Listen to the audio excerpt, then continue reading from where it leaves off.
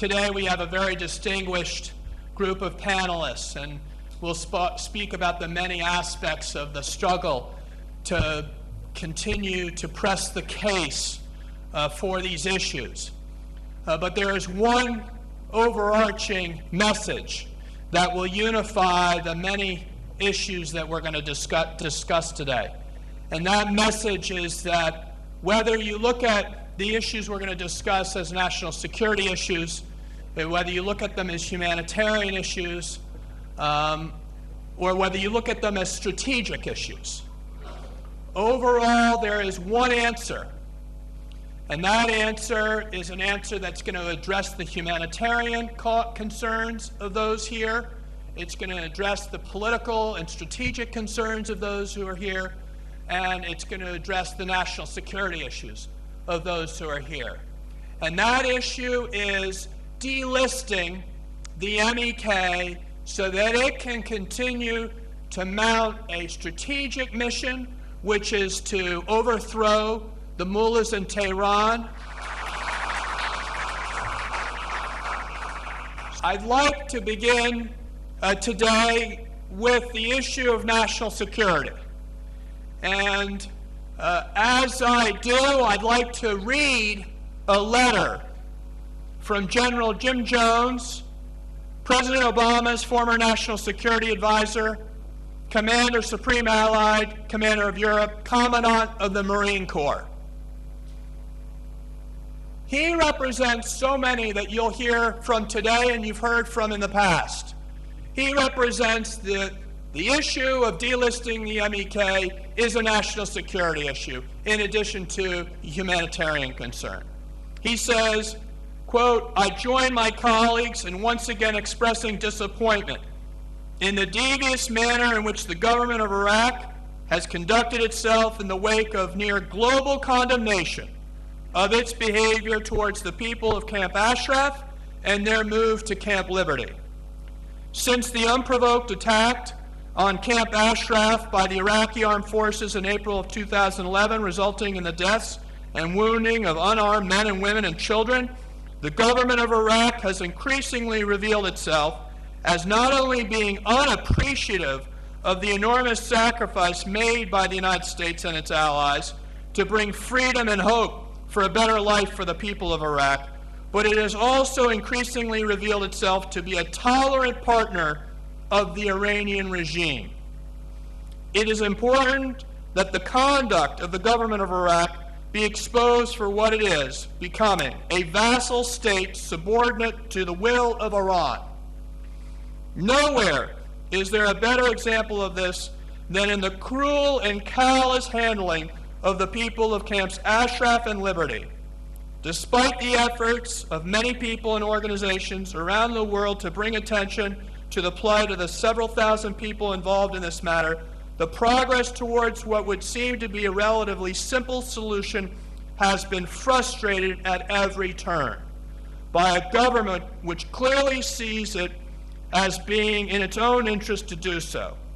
It's time for this cruel cat-and-mouse game to stop and for the outrage of the world community to be felt by both Iraq and Iran. The United States has tried to play a constructive role in resolving this problem, but has had limited success thus far, despite a daily effort of several interlocutors. Recently, a senior UN official has admitted that the United Nations reporting on the conditions of Camp Liberty were deliberately overstated and were not reflective of a reality which was much worse. The right thing to do, the humanitarian thing to do, is for the United States to remove the terrorist listing currently ascribed to the people of Camp Ashraf and Liberty and to champion a program of third country repatriation as soon as possible. Thirdly, there should be a renewed effort by the United Nations to act as it is expected to act in such matters. And lastly, the United States and its like-minded allies should do whatever is necessary to alter the atrocious behavior of the government of Iraq in this manner. Jim Jones. As you know, about 2,000 residents have moved from Ashraf to Camp Liberty, and some 1,200 remain. and more convoys appear to be planned, notwithstanding that the Iraqi military, who are supposed to maintain the security of the residents, appear to have been conducting an ongoing campaign of harassment that seems designed to provoke a response that would be used to justify yet another round of violence by Iraqi troops, a campaign in the face of which the residents of Ashraf appear to have shown remarkable restraint. In a recent episode, although the Iraqis allowed water filtration equipment that was actually purchased by the residents to enter the camp, they have repeatedly blocked the entry of the sand and gravel that are necessary to act as a filtration medium so that that equipment can be used. And there's no explanation for that other than sheer gratuitous cruelty. Notwithstanding that, the residents have taken the initiative and announced that despite the disgraceful behavior of Iraqi authorities, an additional 400 residents of Camp Ashraf will relocate to Camp Liberty, and they are making ready to do that even as we speak here. But even this agreement to do what the State Department and the Iraqi government have claimed they want has been met with delay and obstruction. The Iraqi government, with no apparent criticism from us, has refused to take yes for an answer. The Iraqis have delayed the inspection of the residents and their possessions so as to delay the move. It's really time to end this charade, this process. On previous occasions, in both spoken remarks and in written communications, I haven't hesitated to urge MEK leaders and the residents of Ashraf and Liberty to be even more forthcoming and patient in the face of provocations and injustice than they had been before, so that they could be seen to be doing everything in their power to justify delisting even on the irrelevant standard proposed by the State Department. But today, when they have already put their lives on the line yet again by trying to organize yet another convoy and have been frustrated in that effort, it is not time to urge further accommodation by the residents. It is time to urge common sense on the State Department. The 18th century philosopher Edmund Burke said that all that is necessary to assure the triumph of evil is that good men do nothing. I think what we've come here to say today is that the people in this room and others do not intend to stand and do nothing. We have been heard, and we intend to continue to be heard until the residents of Ashraf and other members of MEK are free to help their countrymen remove the current regime and return their country to the glorious civilization that it once was. Thank you very much. So I'm a governor. I'm a governor from an inland state in the western United States.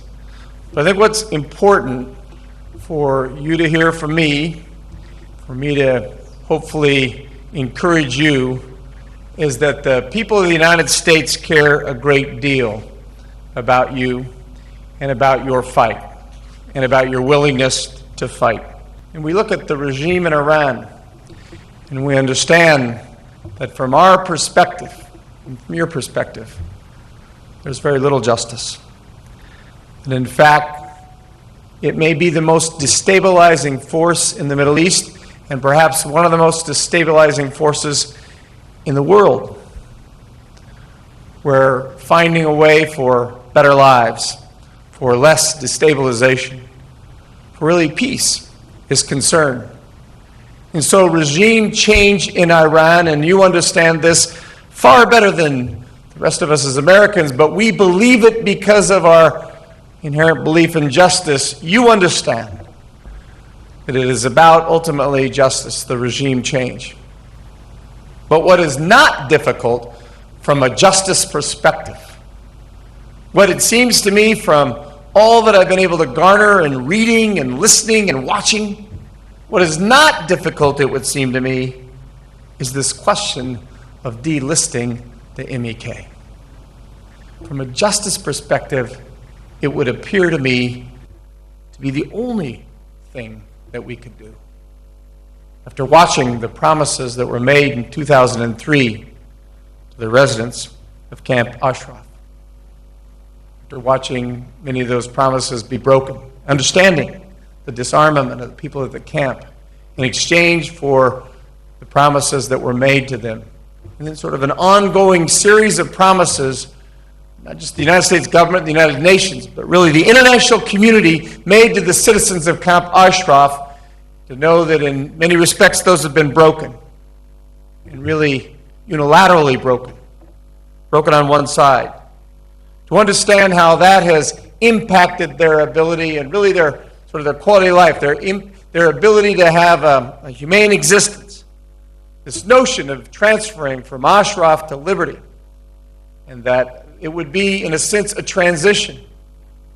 For the American people, a transition from one place to a worse place on your way to a better place is not a just transition. Right. To look at it from a budgetary aspect, from the ways that we can penalize Iraq for any kind of involvement it has or complicity it has with Iran, with Tehran, to look at the Maliki regime and ask all the important questions about their involvement with Iran or their desire to keep the MEK listed as an FTO, to ask all those questions and ask them from a perspective of how we punish them. But I think as well, make this a justice question and publicize it throughout the United States and do everything you can to look at decision makers throughout the broad areas of this country, throughout the broad political landscape, and ensure that you educate not just the American public, but you educate the decision makers within states so they understand your cause and can be part of your cause. Americans believe in justice. Emerson said, "Justice evermore, and he who battles on her side, God though he be 10 times slain, count him victor, glorified, a victor over death and pain." Thank you for your commitment to this just cause.